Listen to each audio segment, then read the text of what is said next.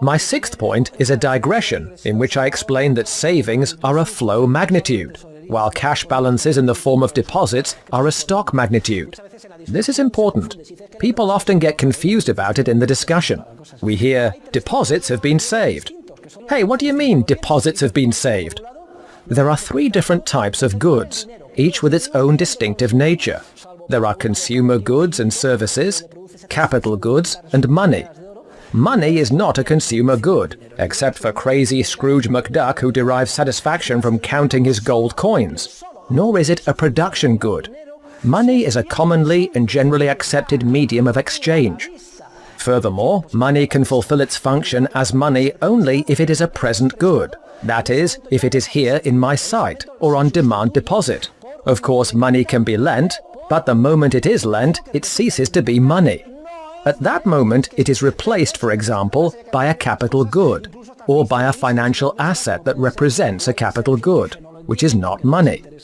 In fact, it is shameful that at this point I should have to repeat these things, even to highly distinguished economists who do not understand, because they have no interest in understanding. It is totally absurd to say that deposited money has been saved by the actor. That is far from the truth. Deposited money is a stock magnitude, and that stock magnitude can reflect any number of combinations regarding an individual's time preference.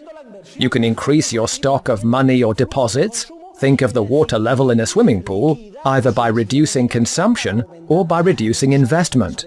You can also maintain the same flow of consumption and liquidate capital goods to raise your cash balances, in which case your deposits come not from saving, but from dissaving. In other words, you are, relatively speaking, consuming more and saving less. The very grave problem is that, assuming the proportion of consumption to saving remains unchanged, if there is a stable flow of saving, then with the current banking system, if someone decides to place his or her cash balances on demand deposit at a fractional reserve bank, the flow of loans and investment immediately increases, without there having been any increase in the flow of saving. As we have seen, the cycle is caused by this problem, which in turn arises from the poor institutional design of the entire banking system.